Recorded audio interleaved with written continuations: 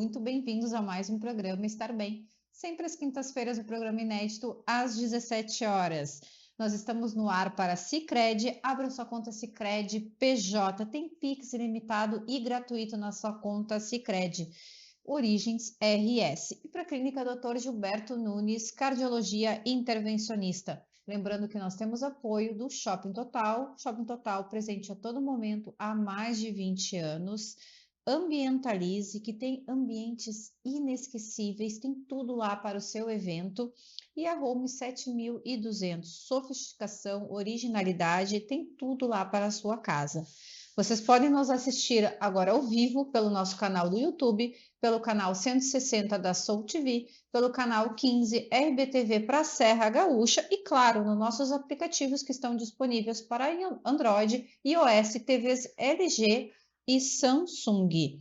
Bom, hoje nós estamos retornando, início do mês, com o Dr. Gilberto Nunes, que é o nosso cardiologista do programa, para conversar. Muito bem-vindo, doutor, primeiramente, né? Uma boa tarde. Obrigado, Vanessa. Obrigada pela presença mais uma vez. Sobre os tratamentos dos catéteres para válvulas cardíacas. O que é isso, doutor? Então, Vanessa, isso, vamos dizer assim, é a nova fronteira dos tratamentos por catéter. Há 20 anos atrás, o único tratamento para a maioria das doenças de válvula que alguma pessoa tivesse seria a cirurgia de peito aberto. Sim. Então, a intervenção por catéter para o tratamento de doenças das válvulas começou mais ou menos 12, 15 anos atrás com o implante transcatéter de válvula aórtica, que é utilizado para tratar uma doença chamada de estenose da válvula aórtica, que a válvula fica estreitada, não passa sangue suficiente e o paciente começa a entrar num quadro de insuficiência cardíaca. Então, o primeiro implante dessas próteses por catéter aconteceu mais ou menos 12 anos atrás, e hoje em dia, com o progresso da tecnologia e dispositivos cada vez mais eficientes e que necessitam de catéteres cada vez menores, transformaram o implante de catéter de válvula aórtica no método de escolha para tratamento da estenose aórtica naqueles pacientes com idade acima de 65, 70 anos. Então, a cirurgia acaba sendo reservada ou para pacientes mais jovens, né, ou para pacientes que, por alguma razão técnica, não seja possível implantar por catéter, o que, hoje em dia, convenhamos, é a exceção.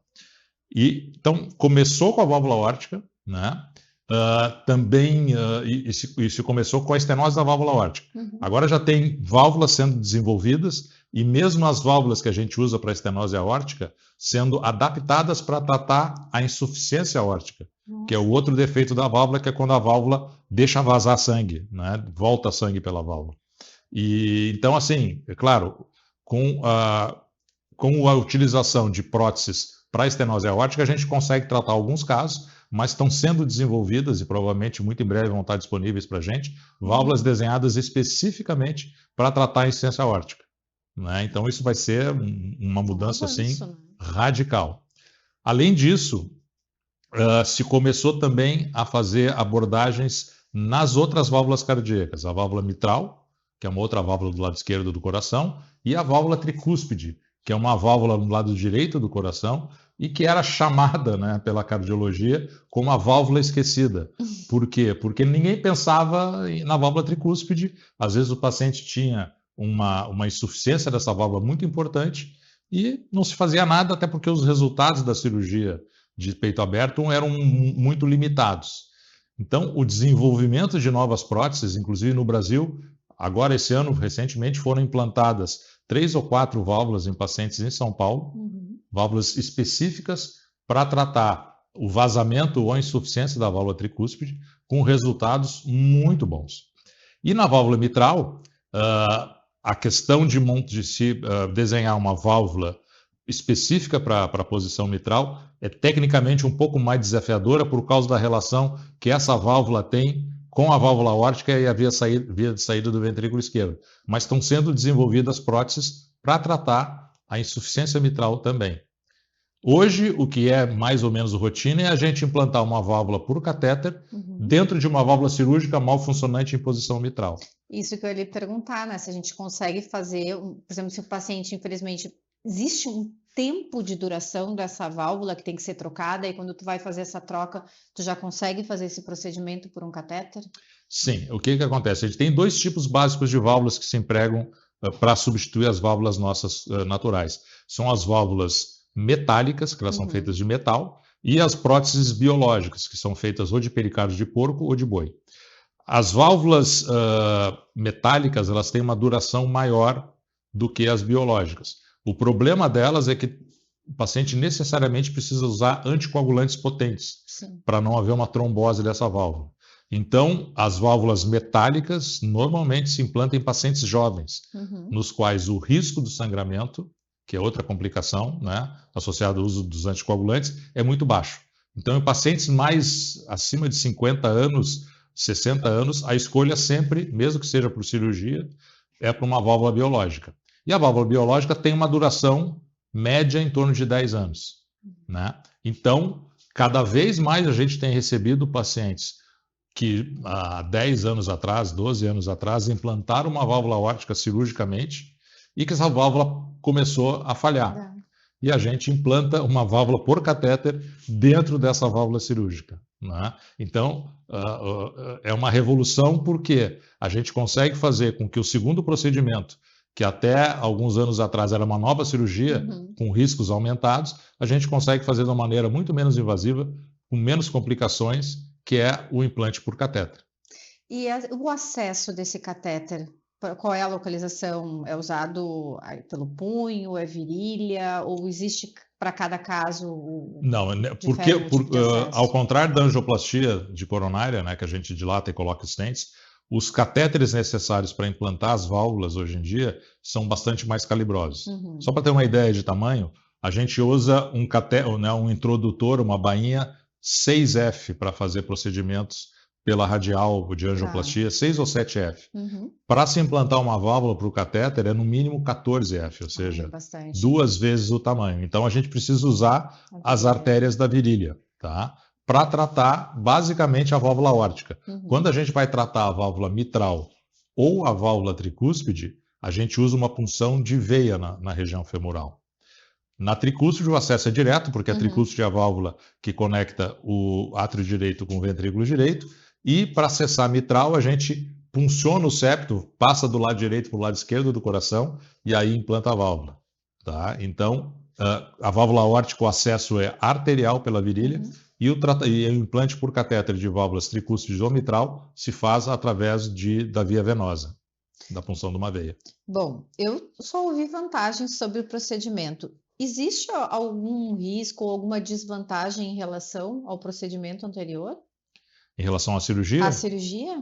Não existem desvantagens, até porque, especificamente no caso da válvula aórtica, a gente tem estudos já comparativos de vários anos atrás, mostrando que o desempenho da válvula para o catéter, ele é igual, tanto agudamente quanto a longo prazo, em relação à válvula cirúrgica, em pacientes de alto risco cirúrgico, médio risco cirúrgico ou baixo risco cirúrgico. Então, do ponto de vista da estenose da válvula aórtica, o implante transcatéter é consagrado total. Na válvula tricúspide e na válvula mitral, porque ainda é um campo mais recente e ainda em desenvolvimento, geralmente se faz esse implante naqueles pacientes que têm um risco cirúrgico mais elevado ou que têm alguma contraindicação a realizar uma nova cirurgia. Tá? Isso é o que acontece hoje em dia, mas eu não tenho dúvida que nos próximos anos, com o avanço, né, dessas próteses e o surgimento de novas próteses, que provavelmente as indicações vão se expandir da mesma maneira que a gente viu com a válvula órtica. E a recuperação nesses casos, desses procedimentos? Normalmente é uma recuperação muito mais curta do que a cirurgia. Tá? Geralmente esses pacientes ficam, quando fazem por catéter, ficam 24 horas na UTI e depois mais 2, 3 dias no quarto no máximo. Já numa cirurgia tradicional de peito aberto, são pelo menos 48 horas na UTI, às vezes mais, né, porque tem que se retirar os drenos, o marca-passo, enfim. Então, às vezes, o paciente passa 3, 4 dias na UTI e mais uma semana, às vezes 10 dias no quarto, até as feridas estarem cicatrizadas, não tem nenhum sinal de infecção e tal. Então, a recuperação, né, é muito mais rápida quando se faz um tratamento por catéter e, consequentemente, o retorno do paciente às suas atividades usuais também é mais precoce. Se eu perguntar, nesse retorno das atividades, tem alguma restrição, uma atividade física, se torna uma vida normal, o paciente ele sente alguma dificuldade no seu dia a dia, digamos, o próprio esforço cardíaco Normalmente altera? não, né? O objetivo de todos esses tratamentos é que a pessoa retorne A vida à normal. situação anterior à disfunção da prótese cirúrgica, ou enfim, ou da própria válvula nativa dessa pessoa. Tá? Então, por exemplo, um paciente que tem uma estenose aórtica grave, que nunca foi operado, e que começa a cansar, ter falta de ar, às vezes até desmaios, porque não passa fluxo de sangue adequadamente através da válvula, ele volta para a vida normal depois que implanta por catéter. Pode voltar a fazer as atividades físicas normalmente. Existe um período que a gente pede para né, ir mais devagar, Resguardo. não fazer esforços muito, muito intensos, mas o objetivo é que a pessoa volte integralmente a fazer tudo o que fazia antes de fazer a intervenção. E eu achei importante o senhor salientar, porque às vezes as pessoas estão ouvindo em questão desses tipos de problema e se perguntam assim, como identificar que tem algum problema numa válvula cardíaca, né? Se tem algum sintoma, algum sinal, ou mesmo se tem algum componente genético em alguma dessas alterações? Não, normalmente não. São doenças adquiridas por, enfim, desgaste natural da válvula. O sintoma mais comum em quem tem algum problema de alguma válvula cardíaca, quer seja estenose, estreitamento ou insuficiência ou vazamento, é sinais de insuficiência cardíaca. Quais são os sinais de insuficiência cardíaca? Cansaço aos esforços progressivos, mesmo falta de ar e mesmo episódios de falta de ar em repouso. Né? O edema agudo de pulmão, por exemplo, que é uma situação aguda, extrema de insuficiência cardíaca descompensada, a pessoa está se afogando no seco, como a gente costuma dizer. Ela está sentada, ela precisa sentar para conseguir respirar. Então, o sintoma é o cansaço inicialmente, que depois pode evoluir para uma falta de ar. E uma coisa que eu vou lhe perguntar, existe alguma chance ou aumento de chance, porque, por exemplo assim, eu sou dentista. Os pacientes que fazem esses tipos de procedimento, nós acabamos sempre usando uma antibiótico terapia para evitar contaminações. Esses pacientes, eles pós esses procedimentos, têm um risco aumentado de daqui a pouco ter alguma contaminação bacteriana cardíaca ou desenvolver algum outro problema maior? Tem. Quem tem uma válvula artificial, né, ele tem um risco maior de, se fizer algum procedimento potencialmente contaminado, de que essas bactérias entrem na circulação sanguínea e se estabeleçam na válvula, causando uma infecção dessa válvula que é chamada de endocardite. A endocardite é uma complicação bastante grave e que muitas vezes a bactéria ou eventualmente fungos destroem a válvula. Então, muitos desses pacientes precisam fazer uma cirurgia quase de urgência. Então, a recomendação que existe hoje em dia é, se vai fazer algum procedimento contaminado, os mais comuns são os procedimentos na cavidade oral, que a boca a gente sabe tem várias bactérias. Então, se vai fazer uma extração de dente, tratamento de canal, colocação de uma prótese dentária, esses pacientes devem, e fizeram um procedimento por catéter ou uma cirurgia, eles devem fazer uma profilaxia com antibiótico antes do procedimento, que normalmente envolve o uso de amoxicilina, né, numa dose de 2 gramas, 1 hora antes do procedimento. Tá? Então, em caso de dúvida, vou fazer um procedimento, eu não sei se ele é contaminado ou não, fale com o seu médico, né, esclareça, porque o preço que se paga por não prestar atenção a esses detalhes e eventualmente fazer um procedimento contaminado é ter uma complicação bastante grave a nível da válvula. Com certeza. E aí eu vou puxar um pouquinho para o meu lado também. Não deixem de fazer esses tipos de procedimento, porque exatamente é uma contaminação. Tem alguns casos que problemas dentários também podem, né? Porque não adianta, Claro. O sangue que está circulando na boca circula também por todo o corpo. Claro. Pode também fazer uma contaminação no coração. Então é importante, né? Também muito ter importante. esse cuidado, né? E vou te falar outra coisa, Vanessa. A saúde bucal, ela influencia até o risco de desenvolver infarto e complicações de coronária.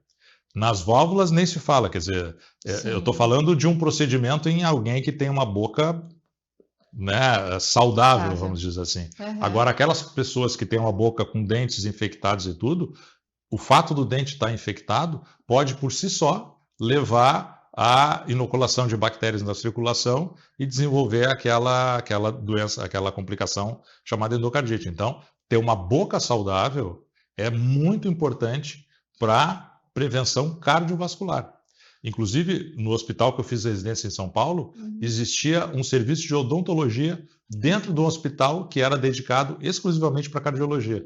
Para justamente isso, a gente pegava pacientes de baixa renda, que vinham dos estados do Norte e Nordeste. Então, a avaliação bucal era uma parte importante do planejamento do tratamento cardiológico posterior. Ah, isso é maravilhoso, né? Isso é o sonho, na verdade, que a gente tem. É uma luta, doutora, é uma luta. A odontologia hospitalar ainda está se desenvolvendo em grandes, né, hospitais, mas ainda muito restrito o acesso, e é muito importante. Eu acho que o trabalho conjunto, né, das especialidades só vai trazer o bem para o paciente. Hoje a gente fala em abordagem multiprofissional, né, ou multidisciplinar. É muito importante, né, e a gente se dá conta que a gente sendo médico, a gente está tratando uma parte do paciente, a gente não está tratando todas as coisas, né? A questão nutricional, a questão psicológica, a questão odontológica também, então, a parte de fisioterapia, por exemplo. Então, é preciso cada vez mais integrar as equipes dentro do hospital para que a gente possa dar um atendimento integral ao paciente. Independentemente, isso vale não só para a cardiologia, mas para todas as especialidades médicas. Então, isso é uma tendência. A maioria dos hospitais de primeira linha tem investido em fortalecer as outras especialidades não médicas que cuidam do paciente, para que a gente possa trabalhar de maneira integrada, favorecendo, evidentemente, a melhor recuperação do paciente. Então, assim, né? Isso, a evolução da cardiologia é impressionante. Vou dizer, estou impressionada com o que o senhor conversou hoje, está conversando hoje com a gente. Então, quem precisa fazer um procedimento ou que já fez um tempo atrás, pensa assim, meu Deus, vai durar tanto tempo, vou ter que fazer uma outra abordagem, não precisa ter mais esse receio. Na verdade, provavelmente vai ser um procedimento até muito mais tranquilo do que a primeira abordagem. Provavelmente vai ser um procedimento menos invasivo e com menos riscos, né? Uma outra dúvida comum também, Vanessa, e tu está absolutamente certa no que tu falaste, é o receio de pessoas mais idosas de fazerem procedimentos. Eu estou com 80 anos, eu acho que melhor não fazer nada, deixar a doença evoluir. Não façam isso. Especialmente nas pessoas mais frágeis e mais idosas, é que o procedimento por catéter traz os maiores benefícios, por ser menos agressivo, menos invasivo, menos tempo de internação e menor incidência de complicações também. Então, pelo contrário, quanto mais idosa a pessoa, maior é o benefício de fazer um procedimento menos invasivo por catéter. E é importante também a gente ressaltar o que a gente comentou fora do ar anteriormente, de que é procedimento. Tá? Os tratamentos por catéter são procedimentos, eles não são cirurgia. Cirurgia é outra coisa. Então, para deixar bem claro, né? Quando implanta um stent ou implanta uma prótese por catéter na válvula aórtica, não é cirurgia. É por catéter, é um procedimento. E uma outra pergunta agora, curiosidade também. Esses tratamentos a gente já encontra disponível no Sistema Único de Saúde ou ainda são procedimentos de uma medicina mais privada, digamos assim? O SUS sempre anda atrás no sentido de incorporar tecnologias novas e que tem um custo mais elevado. A gente sabe das limitações orçamentárias que a saúde no Brasil tem. Mas, especificamente em relação ao tratamento da estenose aórtica, sim, existe já em hospitais normalmente universitários de grande volume, né? Existe uma cota de procedimentos de implante de válvula por catéter em posição aórtica que podem ser feitos em pacientes do SUS. A tendência, né, à medida que existam mais fabricantes distribuindo esses produtos no Brasil, que o preço venha a cair e que essas tecnologias sejam amplamente incorporadas também no SUS. Isso é fundamental, né? A gente trata os pacientes, as pessoas, independente se tem plano de saúde ou SUS. E às vezes a gente fica frustrado porque tem que indicar uma cirurgia, por exemplo, quando poderia resolver o problema por catéter porque o convênio não dá cobertura ou porque é o paciente do SUS. Então, a Sociedade Brasileira de Hemodinâmica e Cardiologia Intervencionista, que é o que nos representa, tem lutado fortemente, não só frente ao SUS, mas também aos convênios, né? A saúde suplementar, para incorporar esses novos procedimentos, de maneira que a gente possa beneficiar os pacientes. É claro que a gente sabe que existe uma questão de custo, mas é questão de sentar, né, conversar e estabelecer prioridades, né? Então, eu acho que a gente não pode negar aos pacientes as vantagens e os novos procedimentos que as tecnologias mais recentes nos oferecem e que são muito menos invasivos e menos complexos. E essas válvulas, elas já são produzidas no Brasil ou são produzidas ainda fora? Elas são produzidas, a maior parte delas, fora do Brasil, mas existe um fabricante brasileiro, que é lá em São José do Rio Preto, que faz uma válvula por catéter para implante na válvula órtica, que é muito semelhante às válvulas estrangeiras, né, que vêm dos Estados Unidos e da Europa. Então, é uma tecnologia diferente, né, que precisa ter uma adaptação do parque tecnológico da empresa, mas já acontece no Brasil. Nós já temos uma empresa 100% brasileira que fabrica uma prótese aórtica para implante por catéter, que é muito similar às próteses que vêm do exterior. Então, isso é importante até para reduzir o custo, que era o que nós tínhamos conversado anteriormente, né? Ai, que bom, porque então a tendência agora futuramente, né, esses procedimentos estarem cada vez mais acessíveis à população em geral. Exatamente. Não sei se tu tem mais alguma consideração a respeito do procedimento, alguma informação para quem está nos assistindo que tu acha que seja pertinente? Eu acho o seguinte, primeiro lugar, a gente não deve menosprezar sintomas, né? Então, sentiu algum desconforto, esses que eu falei, falta de ar, cansaço desproporcional, dor no peito, no caso da angina, embora a estenose da válvula aórtica também possa causar dor no peito, é importante fazer uma revisão, né? Essas doenças de válvula, na maioria dos casos, elas têm uma evolução mais lenta, então a gente consegue detectar a tempo de fazer o tratamento adequado antes de se ter complicações, certo? Então, as revisões periódicas com um cardiologista ou com um clínico geral bem orientado são muito importantes, porque o diagnóstico precoce hoje em medicina é a base de tudo, né? É antes que uma doença, que pode ser de válvula, pode ser de coronária, no caso da cardiologia, antes que ela cause um estrago no nosso músculo cardíaco, né? Que é o que a gente tem que preservar, que é o que nos faz viver e ter uma vida normal, né? Eu acho que a questão do custo ainda é um limitante no nosso país, mesmo na saúde suplementar, mas a gente tem que lembrar que há 30 anos atrás, ou um pouco mais, quando os stents coronários começaram a ser implantados, o preço de um stent era absurdo. Era coisa de 15 mil reais, 20 mil reais. E hoje em dia o preço do stent é praticamente um material de consumo. Então, o tempo faz com que o preço baixe, a maior competição entre diferentes empresas também, né? E claro, quanto mais a gente usa aquele dispositivo, o preço cai. Porque é que nem vender no atacado ou vender no varejo. As condições de preço, né? Se vendendo um volume grande, você consegue ter um preço mais baixo. Então, é uma questão de evolução. O papel das sociedades médicas de ficar cobrando do Ministério da Saúde e da Anvisa também, e da Agência Nacional de Saúde, que regulamenta os planos de saúde, é importante para mostrar o benefício dessas novas tecnologias. E hoje em dia, em medicina, a gente fala muito numa coisa que é a custo-efetividade, que engloba não apenas o custo daquele insumo ou daquele dispositivo que a gente está implantando num paciente, mas o benefício ao longo do tempo, evitando internações, evitando né, que o paciente fique com uma limitação funcional muito importante, né, ou que ele venha a falecer. Então, a questão de se analisar não apenas o custo, quanto eu vou gastar agora, mas quanto eu deixarei de gastar ao longo do tempo, porque eu fiz um tratamento adequado nesse paciente, isso tem que entrar na árvore decisória de aprovar ou não um dispositivo novo. Perfeito. E uma dúvida que eu vou lhe perguntar.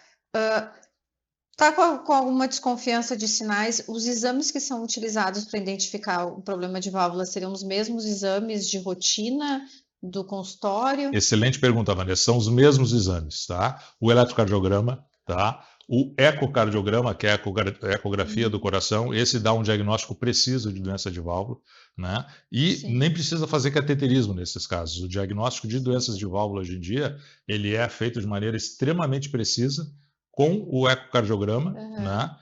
Tem a versão transesofágica, que a sonda vai pelo esôfago, que consegue visualizar muito bem a estrutura das válvulas. Então, o cateterismo ele é feito nesses pacientes que têm doença só de válvula, se existe suspeita de uma doença de coronária associada. Mas, caso contrário, as informações desses exames não invasivos, e aí entra a tomografia também, algumas vezes, e também a ressonância nuclear magnética cardíaca, nos dão o diagnóstico preciso. De maneira que quando a gente vai para a sala de cateterismo é para fazer o tratamento. Né? Já tem todas as informações importantes e relevantes para a gente poder decidir qual o melhor tratamento, qual o melhor dispositivo a ser empregado também. Então facilitou a vida do operador de maneira impressionante, né? Ai, que bom, que bom. Bom, nós vamos já ficando por aqui. Nosso programa passa muito rápido, doutor. Muito obrigada pelas informações. Eu acho que cada vez mais o senhor está conseguindo desmistificar os procedimentos e mesmo as doenças cardíacas, né? Que as pessoas às vezes escutam, tem medo, tem receio do tratamento, receio às vezes até de um pós-vida, né? Sim. Se vai ter uma vida normal ou não, ou mesmo como o senhor relatou, pacientes que têm mais idade, talvez achem que nem devam procurar um atendimento, e como é importante essas informações que o senhor traz para nós sempre durante os programas. Essa desmistificação é muito importante, porque as pessoas às vezes têm medo do diagnóstico. Ela não tem que ter medo do diagnóstico, ela tem que ter medo da doença e de não saber que doença ela tem. Porque hoje em dia, em medicina, em cardiologia, mais do que talvez outras áreas, é difícil a gente não ter uma solução para oferecer para o paciente. Né? E o objetivo sempre é esse, que a pessoa possa ter uma vida normal e graças a um procedimento menos invasivo e de menos risco também. Então, cada vez mais, a questão de ser o menos invasivo possível é preponderante na nossa decisão sobre qual caminho seguir em relação ao tratamento de uma doença. Perfeito. Então, agradecer a presença do senhor novamente com a gente. Muito obrigada e espero o senhor no próximo programa. Com todo prazer. Obrigado, Vanessa, pela oportunidade. Bom, nós vamos ficando por aqui, então lembrando que sempre o programa ao vivo inédito às quintas-feiras, às 17 horas, mas você pode assistir toda a nossa programação e mesmo os programas Estar Bem passados no nosso canal do YouTube. Lembre-se também de baixar os aplicativos, nós estamos disponíveis para iOS e Android e também nas TVs LG e Samsung, então você pode assistir a qualquer hora e a qualquer lugar. Lembrando que nós estamos no ar para Sicredi, então abra sua conta Sicredi PJ Origens RS, você vai ter Pix ilimitado e gratuito na sua conta PJ. Da clínica também, Dr. Gilberto Nunes, cardiologia intervencionista. Lembrando que nós temos o apoio também de Shopping Total presente a todo momento há mais de 20 anos.